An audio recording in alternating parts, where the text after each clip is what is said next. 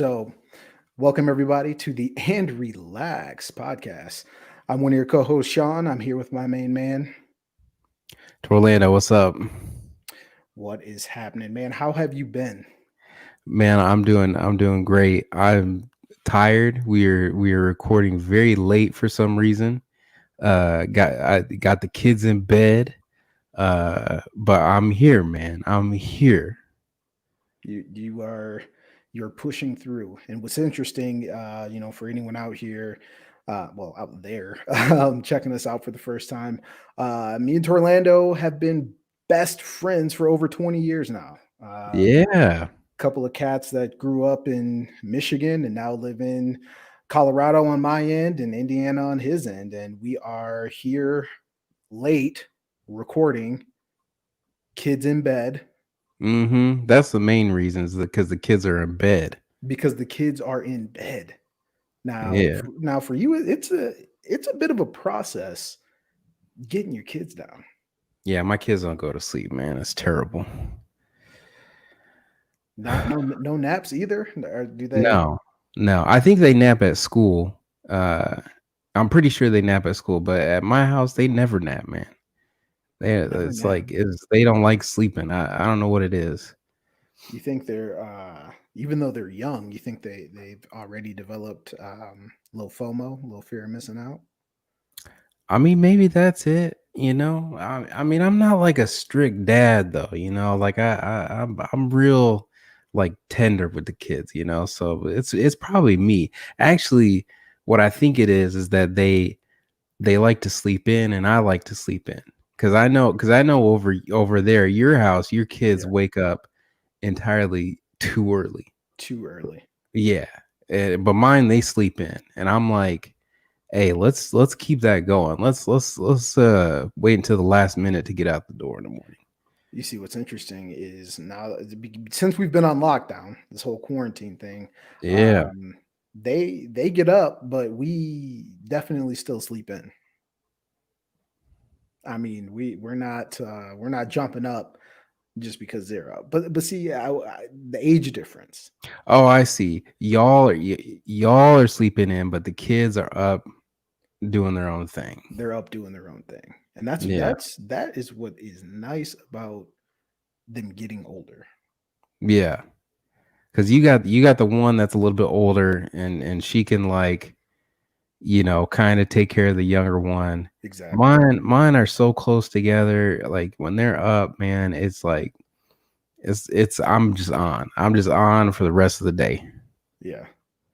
So I mean, that's why the valuable moments that you get in the morning where you get to sleep in, that's clutch right there. Yeah, yeah. So I don't, if they need to stay up a little bit later to sleep in the morning, I'm okay with that. Yeah. I'm not mad. It's a trade-off, because my kids when they were younger, terrible sleeping through the night. Yeah, But when they started to get that down pat, I was like, listen, we are on a schedule. We are not deviating from the schedule.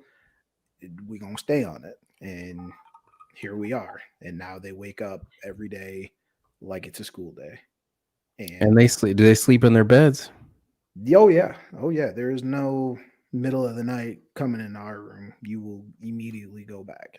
Oh, I don't know what I'm doing, man. I must be a bad dad because these kids they get into bed every night, and I'm tired of it, man. I'm tired of Yeah. it because what they insist on doing, it's two girls, and that's probably the problem because I just can't be firm, 'cause, they want to sleep right in the crevices, right, like head here, head there, like just right in the crevices. So I'm sleeping like a scarecrow the whole night, like like this, just like that, right, just the whole Yeah. night. Yeah. And I'm like, oh, it's painful, man. Like I have a nice purple mattress. I can't. I need that for my back, but I still wake up in terrible pain because of all this. And the other night I got peed on. Oh, no. Yeah, man. In your bed. Yeah. The That 5-year-old had the audacity to come up in my bed And the irony is I woke up early Mm-hmm. that day because I did get them. I actually got them to bed a little bit earlier, but I Okay. fell asleep early. And I wake up, they're there, and I'm like just wide awake. It's probably like 6 a.m. and I'm just like, man, what am I gonna do? I'm trying to go back to sleep, and then all of a sudden, I just feel the heat coming in, Oh, so and you were conscious for this. I was conscious, and I'm like, is this little dude peeing on me? And she woke up and was like, Dad, I'm peeing. I'm like, I know. Oh man. Get out of the bed. What are you doing? I have not experienced that. You I never have got not. peed on? Well, I should rephrase that. I've been peed on, but I mean they were little. It wasn't a Them, 5-year-old. it wasn't a She don't 5-year-old. she don't do that too often, anymore. Yeah. But and really when she was like first potty training, she didn't really have accidents then either. So she's probably wet the bed under 5 times, to be honest. And Like it, one of them was in your bed. That yeah, yeah. man, Peeing all that's over me. wild. That's Oh, wild. had to strip down the bed, throw her in the shower. Why am I taking a shower? Because you peed on yourself. That's why. All of this before 7 a.m. Yeah, man. That's Not it's hey, not fair.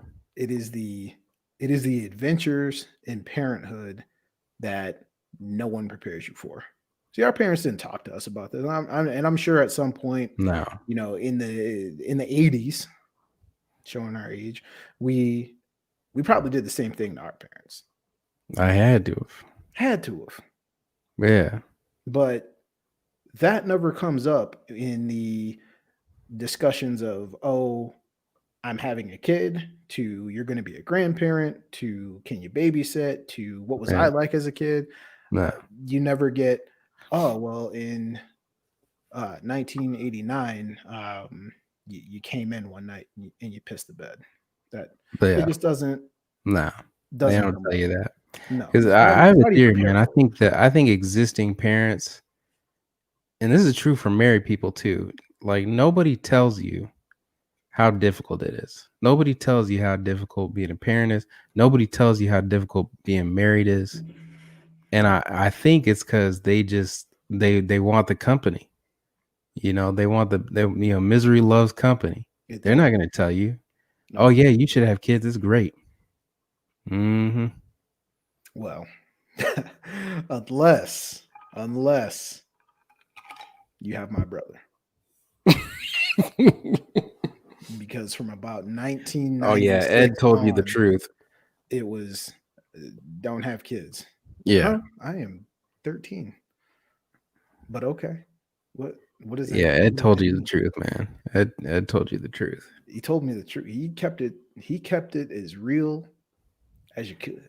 Yeah, he kept it 100 before people were keeping it 100. He kept it real before keeping it real could go wrong. Yeah. Yeah, Ed don't mess around. No, love him for that. Love him Yeah. for that. Now, I want to ask you a question, my man. Yeah. You and I, we love some TV Mhm. shows, Yeah. and we dabble in the movies. So It's a golden age of TV right now. it really might be. Now I did you It's so asked me a good. question earlier today, Yeah. and I was thinking about it, and I think you might be right. I think you might be right about the fact that JJ Abrams can't miss. Oh, that's true, man. That's true. JJ Abrams, uh, IMO, he might be the Steven Spielberg of our day. Sarah Lawrence College graduate. I have no idea what you just said to me right now. I'm talking about the school he graduated from. You see, everyone in TV, film, either went to NYU, Okay. Sarah Lawrence College, Uh-huh. or USC or UCLA, being right there Oh, okay. in Hollywood. That's How have I never heard of Sarah Lawrence College? I don't know, but there are a lot of graduates from there, Man, JJ Abrams is tight, man. I've been on JJ Abrams for a long time back. including Jordan Peele. That's Okay, yeah, sure. sure. Uh Fun fact. yeah, thank you, Shad. Uh I watched Alias. I watched Lost. I watched when he got into all the movies, Hmm. and I've been going through Westworld right now, and he's Great got show. an executive producer credit on that, and he's great, man. Like he's. I feel like here's the thing, man. I feel like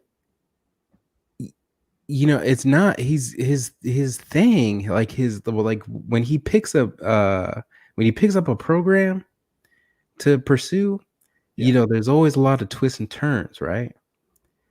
But somehow he has evaded the whole M. Night Shyamalan thing, Okay. right? Like M. Night Shyamalan, he was like, "Oh, here's the twist, right? This is the Right. thing that you didn't expect." Right.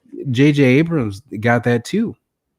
But for some reason, one of them zigged and the other zagged, and it's like M. Night Shyamalan, oh, you can't, you almost can't take a movie seriously. Honestly, I was in a movie theater one time, Okay. and do you remember the movie that came out about the elevator? No. Nobody does. And when that trailer came on, and it was like, okay, this looks kind of okay, like it was a little bit of a thriller, but a little bit, like a little bit of horror, and people were like, oh, okay, it's kind of thinking it, and then it was like, boom, M. Night Shyamalan. The theater started busting up laughing. I'm not lying to you. They like everybody in the theater started laughing, They and think it's it was a joke, or was it? because at that point it was like M. Night Shyamalan movies, Okay. Well, what were you going to see? What were you there for? What movie were you there for? man, I don't remember. I Transformers. uh I think the last time I saw a Transformers movie in the theater was back in 2009 when I was in Japan. Good year. It was a great year. I have no idea what this movie was. But Okay, do that's you see fair. do you see the comparison I'm trying to draw? It's like Yeah. the twist. You got Yeah. these twists and turns of the reveal, like the oh my gosh, I didn't like he was Yeah. he was that the whole time. They were dead the whole time. It's like The Sixth Sense and Lost is basically the same premise. Okay. Because Yeah. they were Yeah. Because they were, and what I was going to say is that I feel, it's in the same vein with what you're talking about, is that I think JJ Abrams got that style of writing out of his system because of how complex Lost was up until the big reveal. yeah. But there's a lot of reveals in Westworld too now. Oh, there is. Yeah, but don't. Oh, there is. I'm not all the way caught up yet, though. Okay, I no got you. I spoilers got you. No spoilers. No spoilers. for Let's not that. our budding audience as well. Right. Interestingly enough, looking at JJ Abrams, did you know that he has a writing credit on my second favorite Joe Pesci film, Which one is that? Gone Fishing? Okay. Yeah. Okay. Yeah. Yeah. Yeah. Also second favorite Danny Glover film. Yeah. Yeah. Yeah. After That's Angels in the Outfield. yeah. Ensemble cast right there. That's Yeah, good. with JJ Abrams, one of the other, unique things about him, in terms of his career, is I don't think anyone has been as hands-on in the Star Wars franchise and the Star Trek franchise. That's kind of remarkable to me that I mean, he's that's on both, right? yeah, Like you would think that there would be more frustration about that Right. from both sides, right? Because like Right. the Trekkies and the Star Wars fans, they're different folks. But I'll tell you, I do appreciate the level of energy that was brought to the Star Trek franchise. That first one he did was high octane, man, and I appreciated it because I was not into it until it got a little more high octane. Right. But then when Star Trek Discovery came out, oh, I was on that. Now, where is Star Trek Discovery? Where can you find that? CBS All Access. CBS All Access. Is that like Peacock? Yeah, but it's CBS. Yeah. Okay. And I guess my question is with Star Trek and having the spin-off series on CBS All Access, is that kind of similar to Star Wars having shows like The Mandalorian, for example, on Disney Plus? Well, I mean, it's nearly the reverse, right? Because Star Trek traditionally is TV shows, and then they kind of spun out Mm, yeah. movies, right? Okay. Yeah. So Very true. it's a little bit of a return to form, but it's also more high octane because them old Star Treks, they're like episodes of the Orville, but not funny. Okay. Okay. I watched the Orville too. I hope it comes back. Now, is that still on, or did they Hey, they I think they did like one or two seasons. Is in my opinion, Seth MacFarlane's finest work, his only good work. Uh, and then it had Tyra from Friday Night Lights on it too. Okay, I was gonna ask. Didn't Adrienne Palacki, I believe. Sorry if I butchered her name. She's in it, correct? Yeah, Yeah, and she is the best. gorgeous. There's no lies there. Um, so getting back to JJ Abrams a little bit. So the parallel of him being theoretically a modern Spielberg. When we look at IMO, IMO, yeah. the hits of Spielberg, how far along does JJ Abrams need to go to get there, to cement it, or do you think he's already there? Well, I mean, you have to do a lot of like. I think he needs more sentimental characters. Like Okay, there's no ET in the JJ Abrams repertoire, right? there's the Cloverfield monster. You said sentimental. Yeah, I'm Continue. gonna rewind and pretend you didn't say that. I mean,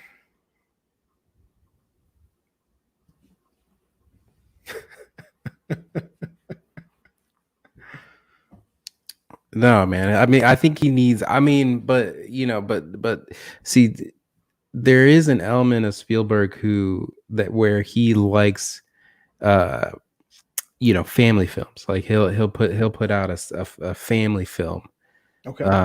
where JJ Abrams hasn't really done the whole all ages thing. I don't think you know, but that's all I think he's lacking really. But he's made the transition from directing to executive producing, from writer to directing, Right. executive producer. So like, I mean, he's doing his thing. I mean, he's forging his own path. So, but like what I'm really saying is like,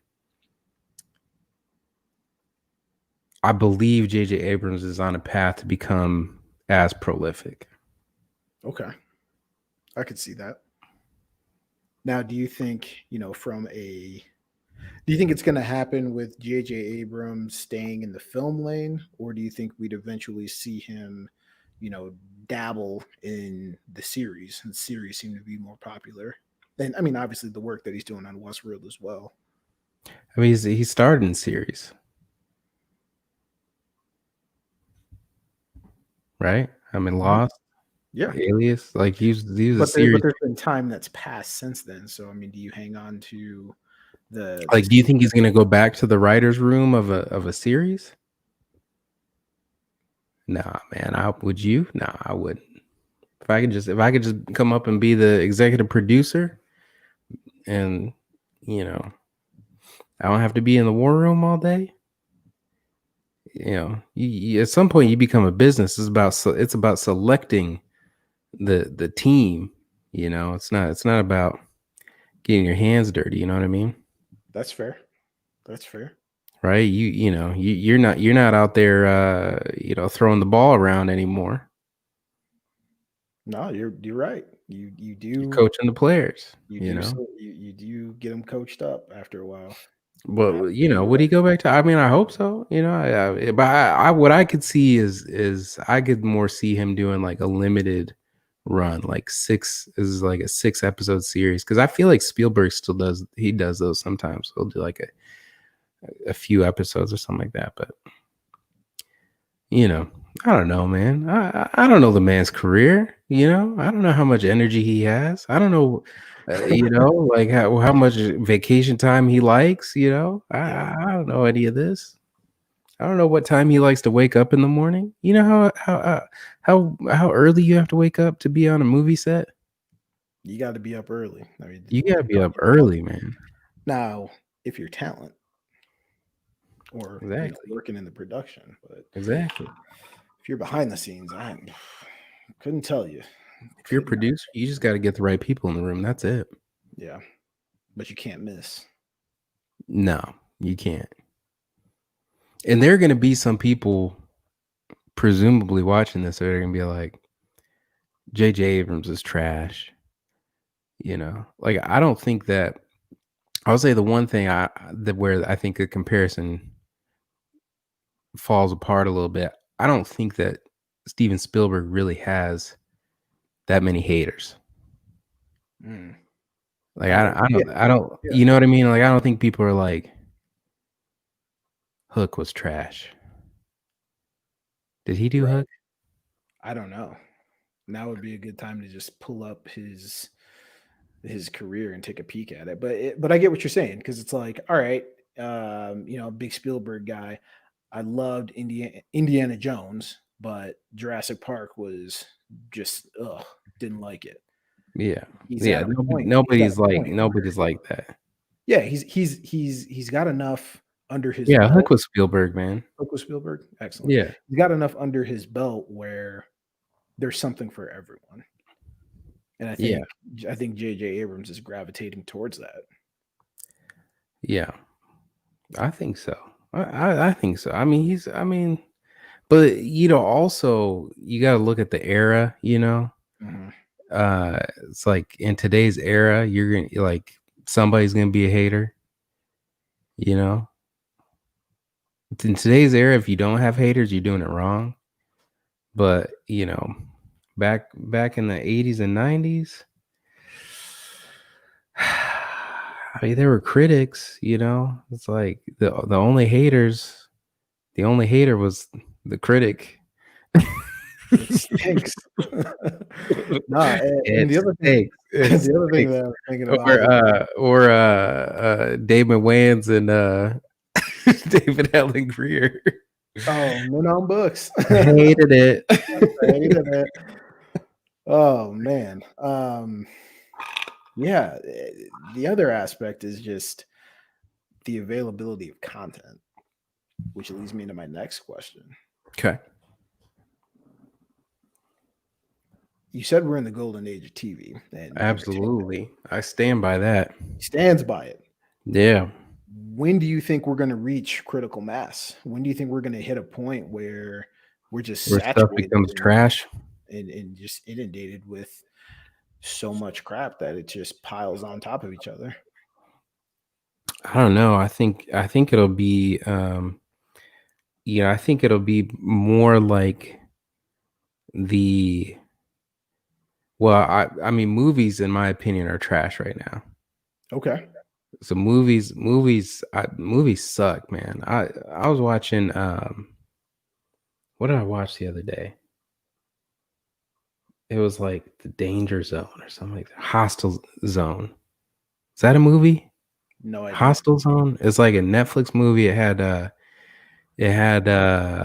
man, you do so much better with names than I do. It had the dude from the Marvel universe who Okay. became the new Captain America, who he was flying around with the wings. Was he Um, Falcon? The Falcon? The Hawk? Falcon. Falcon? Yeah. Okay, what's that guy's name? That is. Oh, why am I drawing a blank? His name, because he was in 8 Mile. That's yeah, he was Clarence. Yeah, it was Clarence from 8 Mile. He was also in. Claire's parents have a real great marriage. What else was he in? Was he in The Express? I think he was in The Express. Why can I not remember his name? You know what? I'm gonna look it up. Was it called Hostel? Hostile, Hostile Zone. I Oh, thought, Hostel Zone. Anthony Mackie. That Anthony Mackie. yeah, Yeah, Anthony Mackie. that movie was terrible. And it Yeah, had that dude from Snowfall, which, uh, Franklin? Yeah, Franklin from Snowfall. yeah, Franklin for that dude can act, but the movie was trash. What made you watch it? Why? I mean, it sounds like, from the little bit of research I've done here over the past 45 seconds, it seems like a movie that you would rent in 1998 from Blockbuster because your top three choices clearly are already gone and your parents are about to leave. So you just grab something. Yeah, it's definitely the type of movie that it is in the new release section. It's in the Okay. middle of the row, but there's only two copies, and the movie that you want has 27 copies, but they're all gone. Like it's that kind of movie, right? Okay. And I I don't know, man. Like I'm in a new relationship and like, we haven't really figured out what type of shows we like to watch together. And so like movies are like a little bit more one and done. It's like less commitment, Yeah, that's to a true. movie. So like we've been kind of doing movies and I was like, okay, that has the Falcon and Franklin from Snowfall. So I mean let's check it out.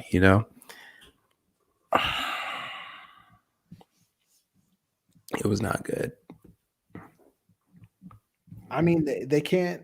And that's the other thing is that I think our expectations are just so much higher now because there's been so much good stuff that's come out. Well, because what you want with TV, because what you get with TV is that you get this narrative that gets stretched out and Mm. you get the character development and you get to stay with the characters longer. The tension builds over time. And then there's this big reveal. And because the production capacity has gotten so great, you have movie quality production but longer stories. But with these movies, you don't have time to develop the twists and the turns, and you don't have time to develop the character and to see their backstory and the flashbacks and the flash forwards and you don't have time for any of that. You don't have time to fall in love with the characters or to care about them. And this movie just went too fast, like and it was preachy too. It was like it had like two different messages going on, you know. It was like drones are bad, like war is bad, and and artificial intelligence is dangerous. It's like but it was preachy about it. I mean, didn't they try to tell us that in the 80s with Terminator? Exactly. It's like I've seen this movie, Hmm. you know? Well, I mean, we still have Falcon and Winter Soldier to look forward to and a new season of Snowfall. So Exactly. I'll go back to they those can't for you. can't all be winners. So No, no. And Netflix is supposed to be releasing a movie every single month, or even like maybe even every single week this year. 52 features. Is that right? No, I don't. I'm just saying, Well, time of the uh, year. let me go to my news sources. I believe that's what they said. It's a lot of content. Now, I wonder how Kind of. much. I wonder how much of that is are things that they've. I mean, obviously, already have shot, but shot with the intention to be released with this, aggressive rollout that they're doing. Yeah. Yeah. I mean, But we'll it's a see. lot. It's To a lot. me, like I said, give me the TV shows. Give me the dramas. Uh, you know, I'm not. You know what I mean? Like, give me the shows, man. I don't. I'm tired of movies. I'm sick of them. Definitely. Speaking of shows, Yeah. you and I, we have a what's the best way to put it? We have a favorite show that we stumbled upon over this summer. Teenage Bounty Hunters. Yes, but not that one. Oh, Not that one. But all right. yes, I'll tuck that one. Here, you hold tuck on. that Let me one tuck in. that back. Yeah, Let me tuck because that one back in there.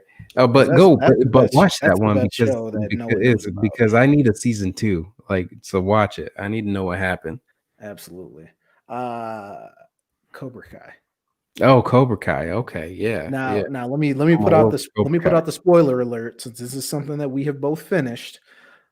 Stop Yeah, listening if you either are in the process of watching or plan to start soon.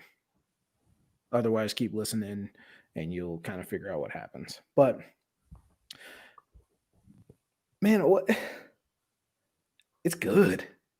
it's somehow very good. It's somehow really good. Yeah, The acting is terrible. it is. The But that's story okay. is the story is predictable, hmm but it freaking hits. You It know, just works. it It just works. it slaps.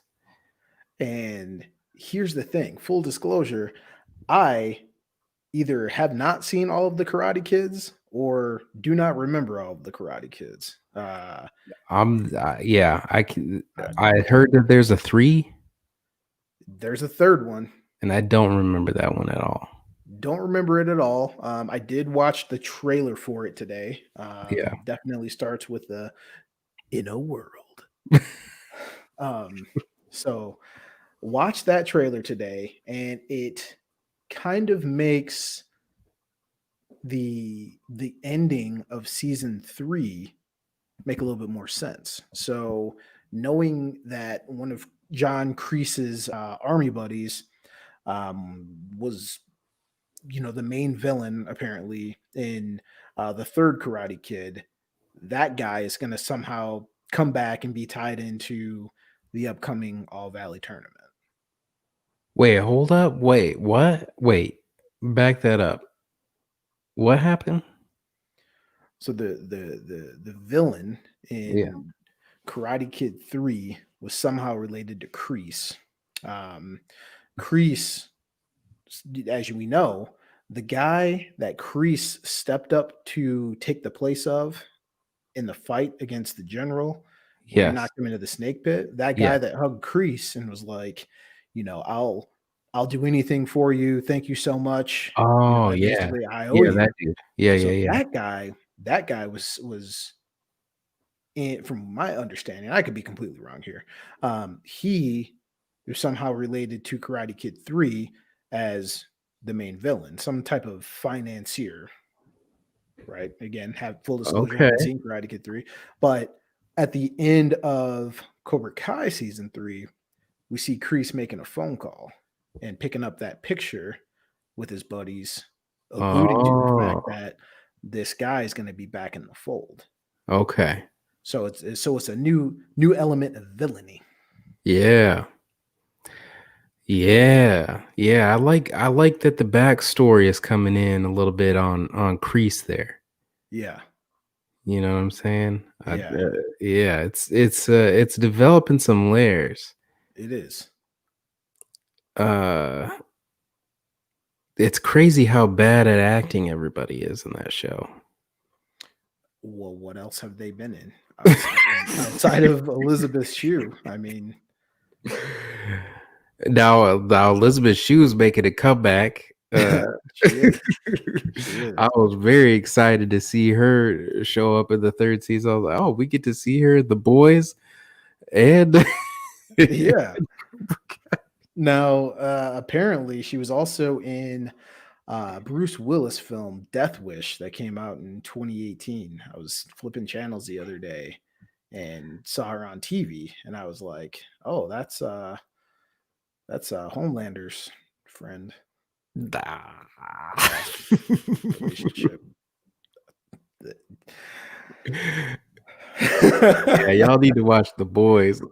Yeah, if you're not watching The Boys on Amazon Prime, first off, you should have a Prime membership just because you buy from Amazon, but you need to watch The Boys. That show's out of control. Oh, it's definitely out of control. Yeah, man. Elizabeth Shue, this is a return. I feel like this is a return to acting for her because I remember several years ago, reading, through some of these like it was probably like a BuzzFeed article, and it was like these actors from the '80s have regular jobs, and she was like a nurse or something like that. So I mean, you gotta work, you gotta do your thing. Yeah. But a lot of actors when they're younger, they get out. Paul from the Wonder Years is a lawyer, you know what I'm saying? Remember when everyone thought that he became Marilyn Manson? Yeah, he wasn't. No, Two different definitely, dudes. Two definitely different not. dudes. Yeah, definitely not. But keeping tabs here on Cobra Kai, I gotta ask you, who's your favorite character? My favorite character on Cobra Kai. Your favorite character? Uh probably I root for Johnny, man. I really like Johnny.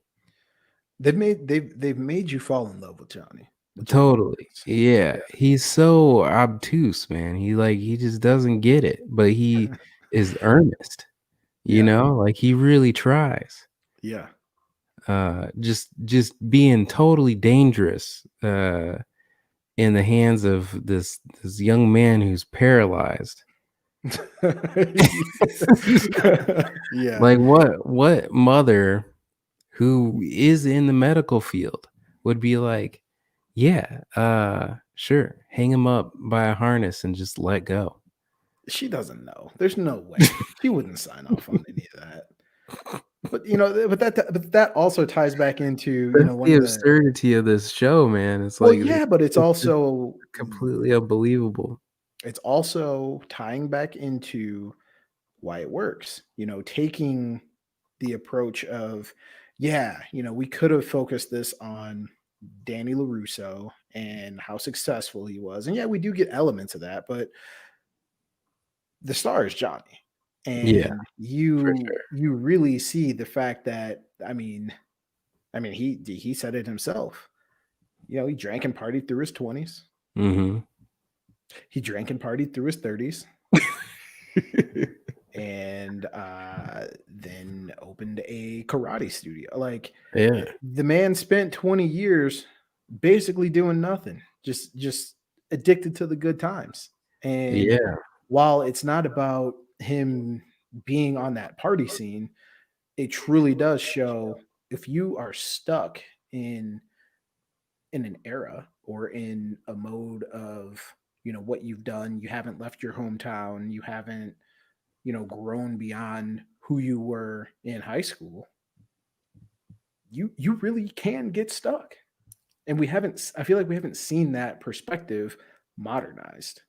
Yeah, well, I mean, we definitely haven't. I don't think we've ever once seen something where it's like, oh, this is this was an old show. What did happen to the villain? You know, like we've never. Yeah. I don't think we've ever really seen that. Yeah. You know, And uh, well, in this case, was the villain actually a villain? no, I mean Yeah. he makes a case. You know, for like, you know, he's like, oh, he sucker punched me. You know, Yeah. it's like, oh, these two are they're just high schoolers. It's actually, I mean, what is interesting about it is, you know, Crease by the end is like, there are no good people, there are no bad people. It's just survive the people who survive, which I thought was interesting because of today's political climate. Because you got people who cannot see themselves as villains, but they always see the other side as villain, to the extent that it's like hard to know what's real, you know? It's all about survival. I didn't mean to get political there, man. No, you're fine. Hey, that you're making it make sense. But I want to tie back to the thing that you said, because we really haven't been at a point where we've explored, hey, what happened after the guy who's positioned as the villain, in this case Johnny, he loses the tournament. That was a transformative experience in his life. If he had won that tournament, he could be a completely different human being. But Yeah. he lost, He could have kept and the girl. He could have gone to yeah, college. Uh, yeah, yeah. No, he lost. That set him on the path to being a loser. yeah. I mean, he admits to as much, Yeah. just in his conversations. I mean, he does have that realization. Um, I mean, he's a pretty two-dimensional character. True, true, The but he's whole great though. I'm a fan. the whole Karate Kid franchise is like pretty two-dimensional. Yeah, But that's how the 80s were. And I think that's the thing, is like they're keeping the spirit of the 80s alive, and they're not like trying too hard, you right, know. Yeah. right. I think I think Hawk might be my favorite character.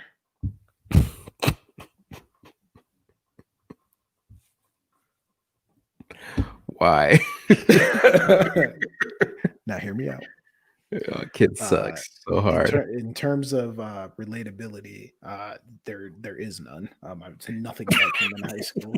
Um, the roller coaster of a character that he is, to go from obviously being buddies with Miguel, and you know, uh, being this super nerdy kid that was picked on, and had the lip issue. I don't know if it was cleft or not. Yeah, To presumably. reinventing himself under the tutelage of Johnny Lawrence, to Terrible idea. to own it, and to become this character that runs around this show with a mohawk, with all the confidence in the world. With At some point in season 3, they had motorcycles just for one episode, and we never touched back on that. To truly, it's almost as if this dude was he went from Ben Skywalker to Kylo Ren to Ben Skywalker. Not saying Ben Skywalker was a nerd, but just the guy who could see wrong and ultimately go away from the darkness. Basically going, being in Cobra Kai, leaving Cobra Kai. to not be at Miyagi slash Eagle Fang. I mean, he knew he had to do the right thing, and you could see that continuously developing within him. I mean, even after he broke his buddy's arm, you know, there was he felt some type of way about it, but he still had to uphold the image of being a badass in Mhm. Cobra Kai. But ultimately, that last fight scene, we saw The the last change. fight. Let me hold up though. Ben Skywalker. Ben Solo, Chop. chop. Let me just Yeah, chop you on the shoulder I over there. just going. I was just going. Ben Yeah. Solo. Yeah. Could not let you. Thank you for that correction. That was Yeah. Well, yeah, it's a phenomenal series. It's a phenomenal series. The fight scenes are kind of tight. They're kind of tight. And what the series is it's in on the joke, and that's what I think I appreciate the most about it. yeah. Yeah. It doesn't take itself too seriously, No, not at all. Not at all. and like you said, that's you got to have it. You know, I think that's what helps make good TV. I mean, there's not on paper this show should not work at all. No. But you know who I'm gonna thank for this? Will Smith. Thank you, Will Smith. Thank you, Will Smith. We Hmm. appreciate it.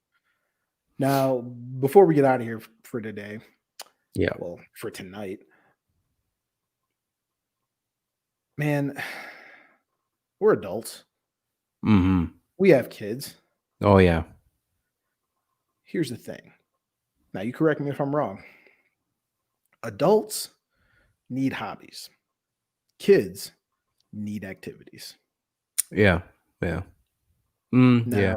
Now, the hobbies can be tempered as adults, and it can be just as basic as making sure that you have the shows that you watch. How you spend your free time, how you unwind, and being diligent about it. But Yeah. un unscripted activities for kids at home is the worst Yeah. Your house will be a mess. every time.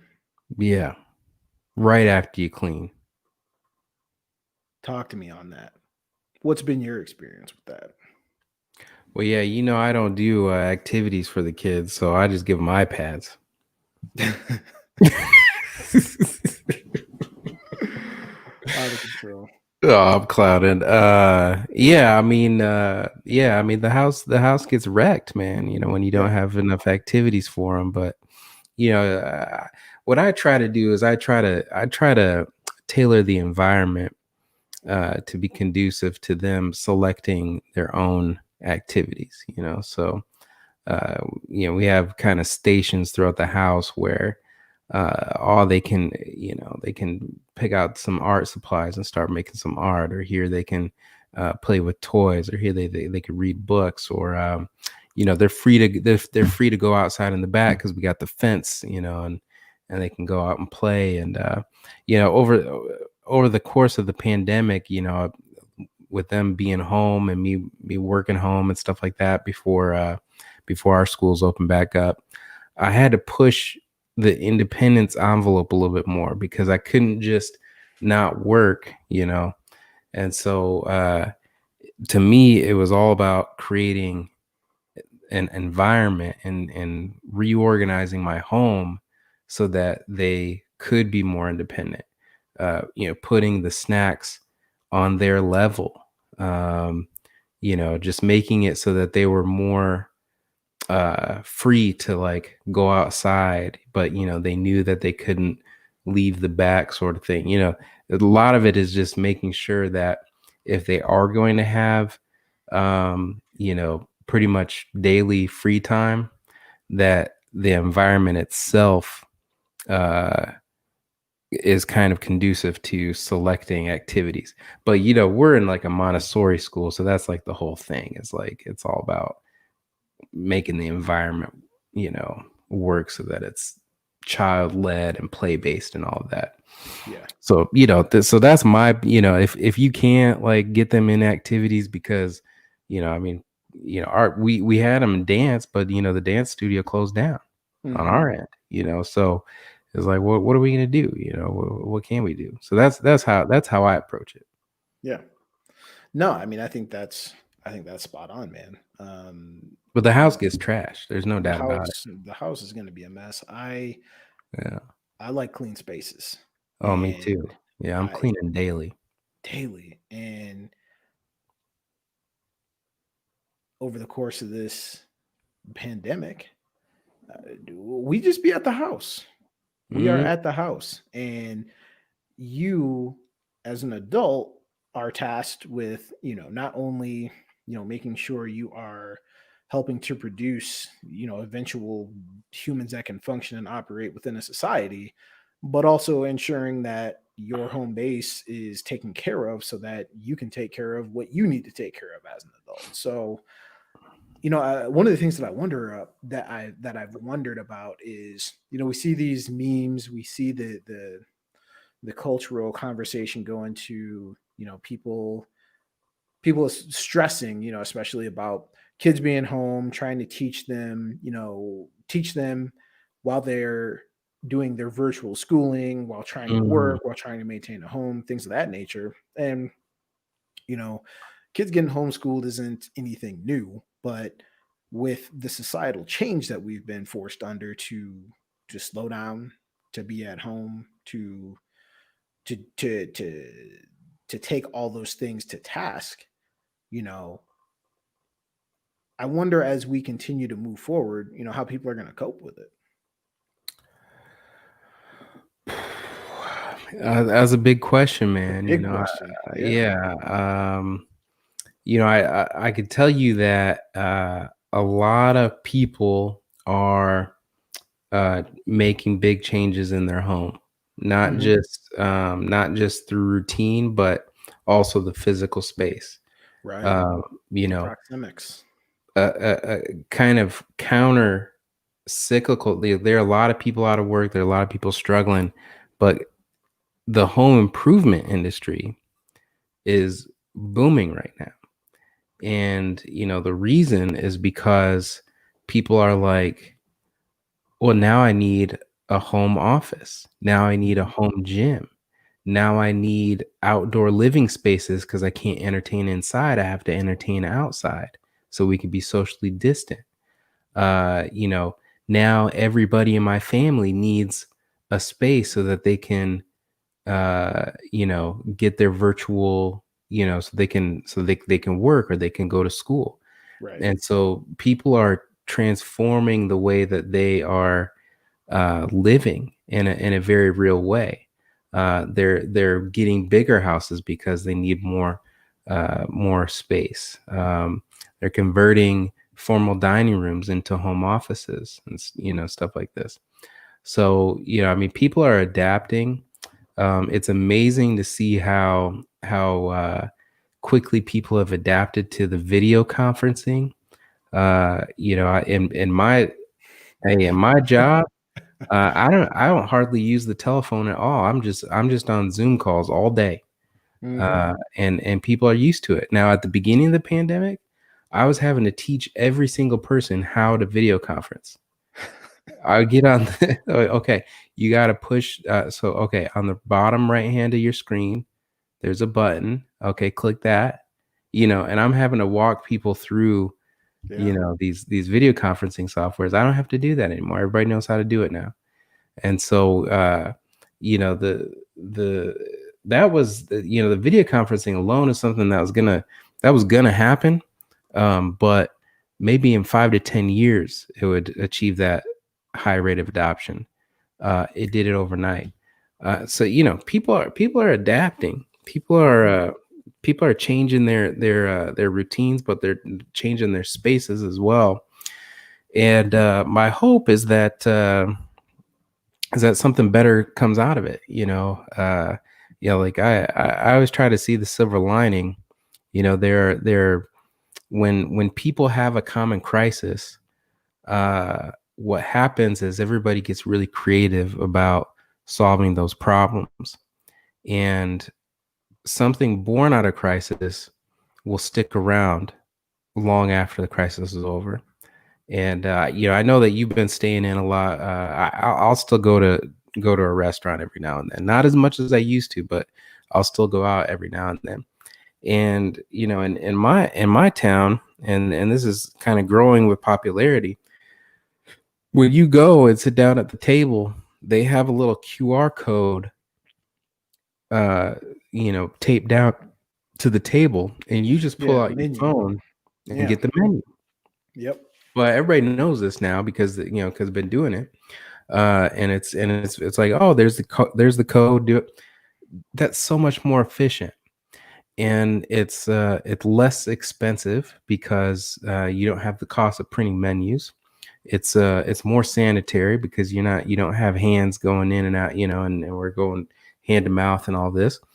Uh, but even from a marketing perspective, think about what that means to have a digital menu that you can rotate and you can track, and you can see in real time what people are viewing, what pictures are more interesting, what price points work, what dishes get sold more, and you can track all of this and improve the quality of your menu with much with greater speed and efficiency, You'd to be the extent foolish that not to use it.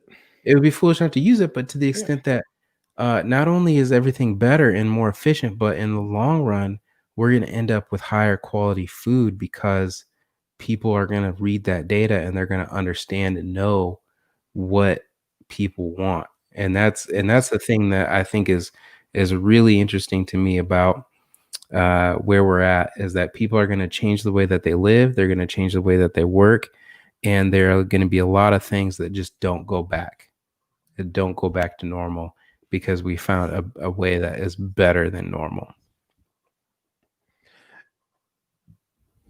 I would agree with you. I do hope that, the changes that we've made as a society that have been, for the positive, are things that we stick with.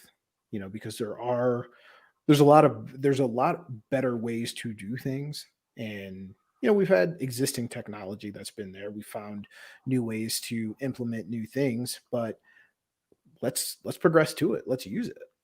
And it's interesting that you mentioned, having to go through and having to, teach so many people how to utilize video conferencing when we've been able to accomplish the same, if not more, productivity through these types of meetings, through being at home, through, knowing and orienting our work time, our daily schedules to satisfy and take care of what we've needed to from a professional standpoint. But at the same time, being able to jump on a quick Zoom call for 10, 15 minutes versus sending emails back and forth all day, sitting in, an hour long meeting where the conclusion was just that we need to meet again in 48 hours. So being able to push forward with that and to I guess extrapolate out and see what 2022 looks like is going to be interesting Yeah, for sure. for sure. Well, man, we are up against the clock. Appreciate the conversation this evening. Yeah. Yeah. And Yeah, it because was this good, is man. It was because good. it's episode 1, there is no for one, there's no title. Well, there is a title. It's a working title. Yeah, There's you no you you pulled that out. I was like, okay, yeah. I kind of Yeah. like that. I And like that. relax. And relax. So I guess till next time, and relax. We'll see you. Later.